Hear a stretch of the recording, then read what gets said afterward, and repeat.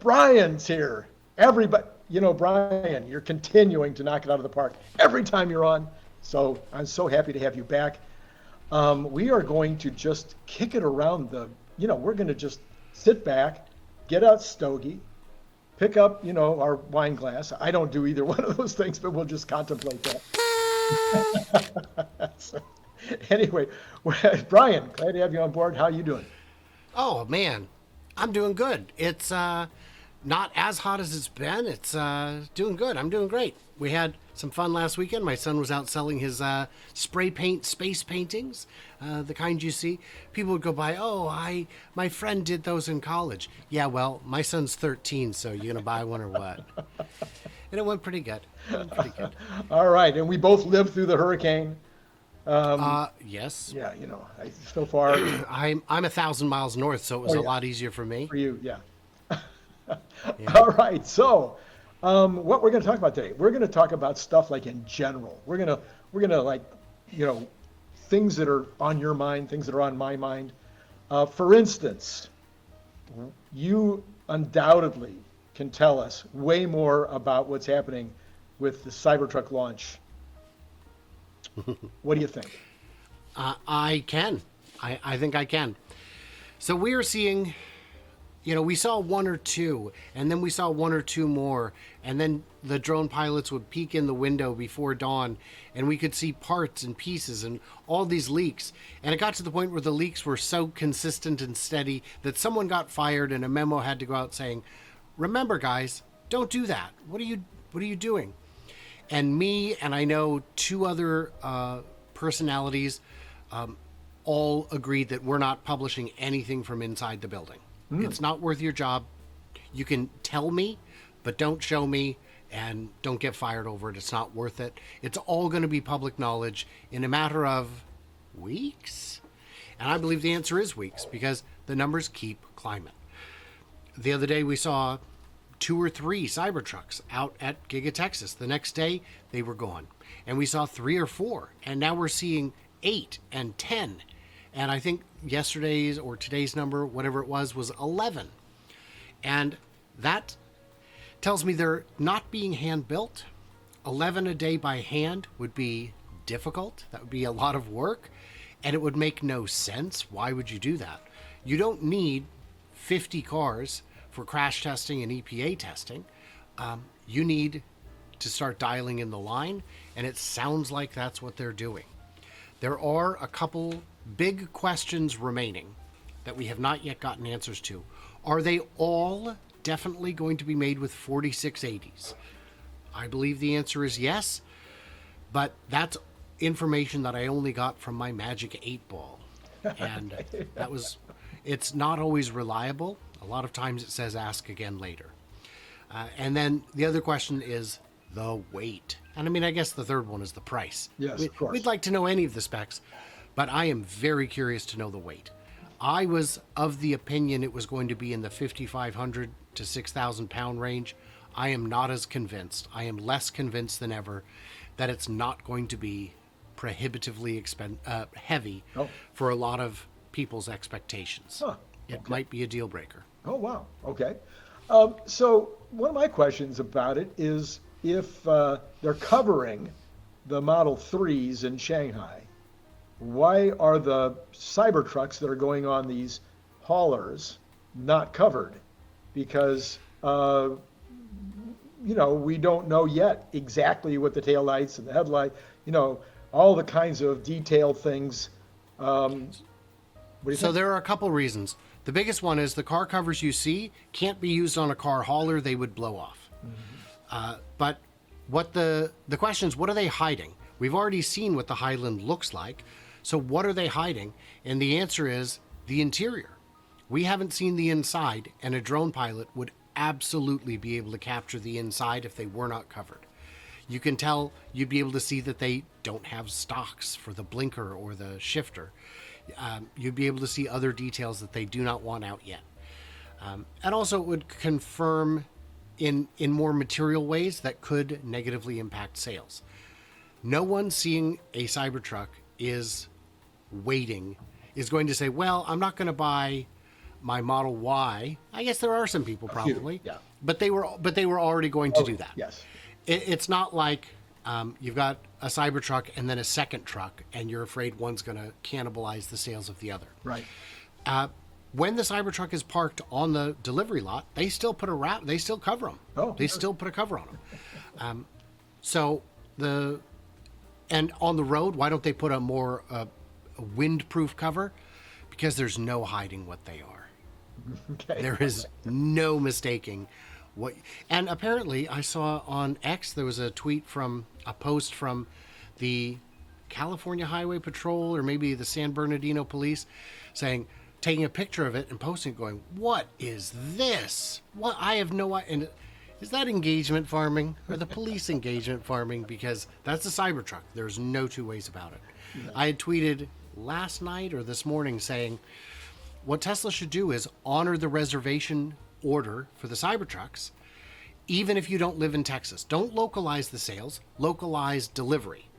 If you live in Manitoba and you want to fly down and pick it up, let them. Because you know what they're going to do?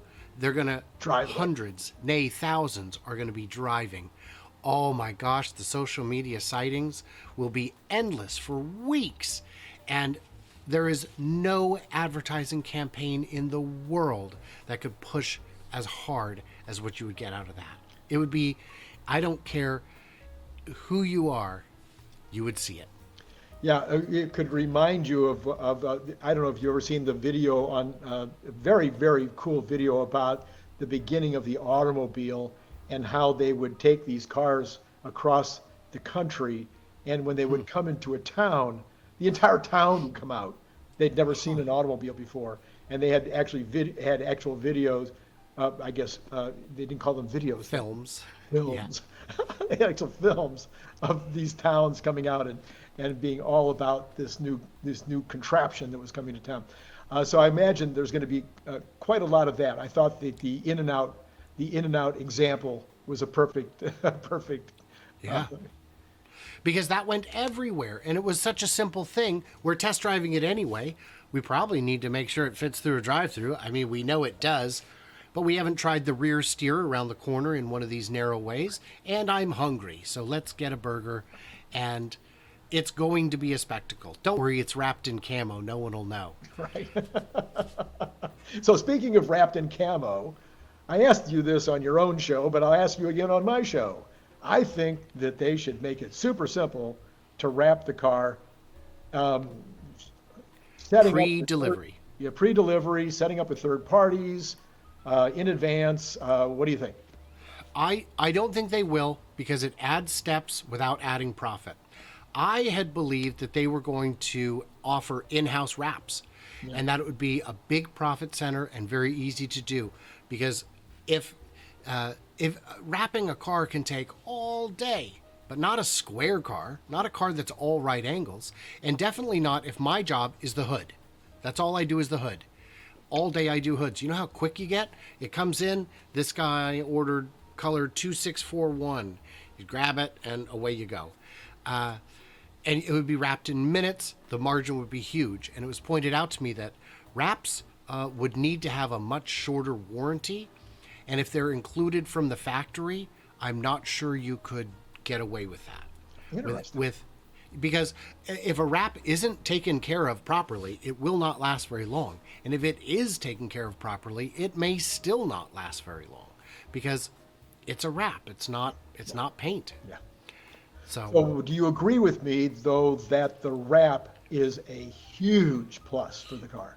Huge, because we've seen the F-150 wrap. It's goofy and I love it. The camo wrap, it looks cool. It looks better.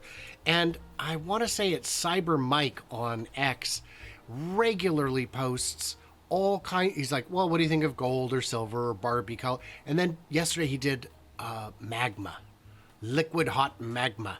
And I was like, you know what? That's beautiful. And all of them make it look very different and far more interesting. I think this is going to be the most wrapped vehicle by percentage ever made. Yeah. Because they all look the same unless you do that. Because they only come in one color. Yeah. So I was curious, so I did a little research. What do you think? What object do you think is the most photographed object ever? Eiffel Tower? Wow! Did you look it up too? No, Did you watch my show? no, I definitely know. So, No. so the Eiffel Tower, according to those who claim to know, and how do they know, say that it is the most photographed. What about the most photographed? I'm going to give you. There's two that may be obvious, but one of them wasn't to me until they said it. In terms of people, the most photographed. The most photographed person, not Mona Lisa, because that's a painting, not a person. Who is the most photographed person? Oh, Taylor Swift. Well, according to this same place that I went, and they may be completely wrong, Lady Di, followed by Marilyn Monroe. So if we're talking professional photos, I would agree.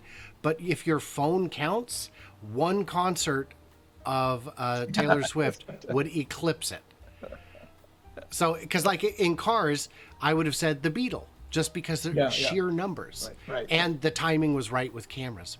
So now, why do I ask you that question? Oh, no one knows, Randy. I am claiming that the Cybertruck will be the number one most photographed object in history, In history, beating out the Eiffel Tower. you know, the Eiffel Tower has a little bit of a head start. It does. It does. But the disadvantage is the Eiffel Tower isn't everywhere. It just is in one place. It is in one location. Now, mind you, you can see it for a distance, Distance, yes. but it's not everywhere. Most people only take one picture of the Eiffel Tower, and it's only when they're there. Right. I've got maybe 10 if you include other things I took pictures of that it happened to be in. But of it itself, 2, 3, Yeah. plenty. Yeah. Anyway, that's just a fun thought that I had one day. You have fun thoughts, Randy. All right. So next on my list, when?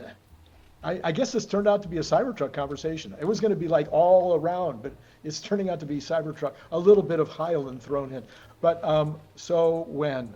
When really? When really? When is your guess? I know we are only guessing here, but So we're already into August. I am still really thinking end of September. okay. And I hope the dates line up that I can actually go, Go, because no, end of September is good for me. Okay. So Elon, did you hear that? He can go. I am available, Elon, until I might have a conflict at the end of October. So definitely do it before. So I'm going to say before October 26th. So based on history, somebody told me the other day that the kind of numbers we're seeing right now would suggest we could be 80 days out.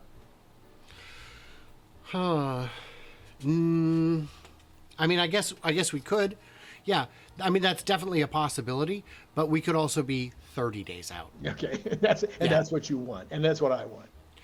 Well, sure. Yes. Of course. What I want is for them to release it at the time that allows them to ramp the quickest.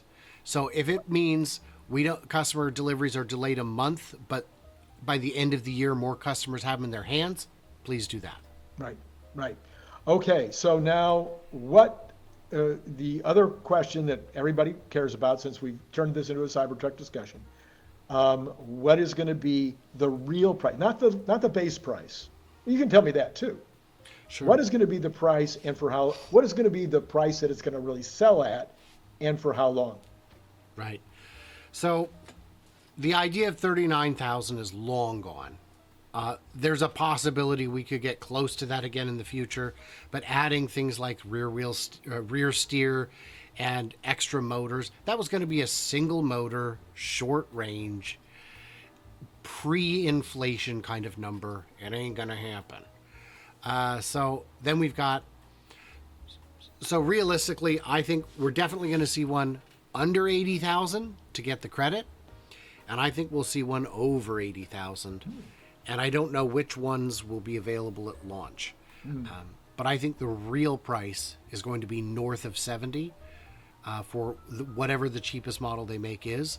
Because even at 70, it would be a better deal than any of the competition. It would still be the best priced truck. And with so much demand, there's no reason to undercut yourself. any new car entering production has a payback period. And until they ramp to maybe a 500 a week, 1,000 a week, they're realistically quite likely losing money. Now, So, on that point, yes. let me kick back just for fun. I said this on my show the other day. Nobody actually kicked back. I was shocked. The margins, if they're selling this thing for 79,950 or 89 or 99 for some of them in the beginning, it would seem like the actual cost of goods compared to the sell is going to be like as much as a Plaid Model X in the early going. So it may not take very long at all for that initial them to cost turn to positive. get out of there. Yeah, yeah. Yeah. I did see one person say, look, this is going to have a bigger battery than the Model X, and it's going to weigh more than the Model X. What on earth makes you think it'll be cheaper than the Model X? And my answers were, it doesn't have paint, and it doesn't have Falcon Wing doors. Those are two pretty good reasons. Those are two very good reasons. And the batteries should be cheaper than the ones used in the Model X. They're making them themselves rather than importing them from Japan, which the 18650s are. 19, what is it? 18? Yeah. So they're hopefully cheaper batteries. If they're not, that's something they're definitely working toward. So there are, and the X also has entirely stamped components without any castings. Right. So there we've got 4 reasons why a bigger vehicle could be cheaper than a smaller vehicle. Yes. All right. Well, any other thoughts with regard to Cybertruck, since that turned out to be what this is about? I did want to say, in addition to wrapping, another thing I half expect is etching. Etching. Yeah, why not if you're an artist and you're good at etching or engraving, do art right into the steel. Why not? And I mean, I can think of a bunch of reasons why not, but you could do it. Well, I have not heard that before. Is that an original for you? No, it's an original for one of my viewers. So yes, I stole it. It's mine. I just came up with it. Well, by the way, I'm sure you did notice, I got in a lot of trouble for this on my, well, not a lot. I had 3 people demanding that I stop clickbait because I said there was a big problem with Cybertruck. And then in my show, I exposed the big problem being that stainless steel can have a fingerprint problem. I wouldn't call that clickbait. I wouldn't didn't call that either. clickbait. I was just being funny. Oh, but there are people with OCD for whom that is a deal breaker. But yeah, there's a lot of sensitivity to clickbait. I've worked very, very hard to make my thumbnails honest, accurate, and attention grabbing, and it's very, very hard. And I'll still get people who will come and say, "Oh, this is It's like, no, my friend, that's not what clickbait is. Just because you liked it, oh, you don't have to stoop to this level." Okay, well, I obviously do, because I've made 700-800 videos, and this is the first one you've commented on. So this isn't a me problem. This is a you problem. It's like this little girl told a story. When she was a little girl, she went up to the door selling candy bars or whatever, and her dad was a salesman. "I'm going to teach you everything you need to know." And at the door was a sign that said "No soliciting." So she turned around and walked back. He said, "What are you doing?" She said, "The sign says no soliciting." He goes, "That sign isn't for you, it's for them. These are people that don't know how to say no." And the people who hate clickbait the most are the ones who can't help themselves. All right, so back to Cybertruck. What's that again? I have no idea what we're talking What about. were, yeah, what were, No, I don't have any other no, thoughts. do you think fingerprints are a problem? No. No. No, but I wash my car once every 2 months, so. Yeah. Even a brand new, wonderful car like a Cybertruck? Nah. It's part of the charm. It's part of the appeal. You want it to be kind of dirty and masculine. Yeah. And I think wraps that make it look rusty and post-apocalyptic will also be very popular. It's true. I think you're 100% right. Brian, as always, there is information available when you grace this particular channel. and I'm glad you're here. We're going to do another show, not today, but maybe later this week. You're going to be the Guiana pig. Yes, the Papua New Guinea pig.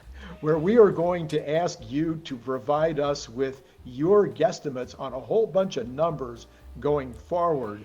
And then we're going to ask like everybody in the community to put their numbers in and compare notes and see where we think, how many S3XY sexy cars total will be sold in 2047. Oh. No, we won't go that far.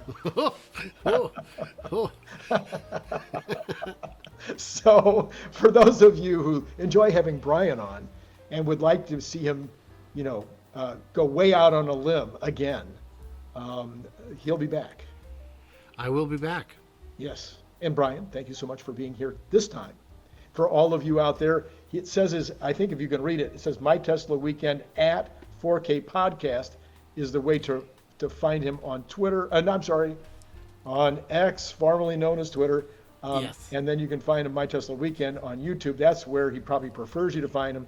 And we both are on Patreon, so that'd be a good place to go too. Both of us could absolutely use at least one more person to sign up for Patreon. Thank you for everything, Randy. I enjoy hanging out with you. Well, and thank you out there. To all of you, it is also true, even when Brian's on, I did enjoy speaking with you. Click the link below to get your paperback, Kindle, or audiobook now.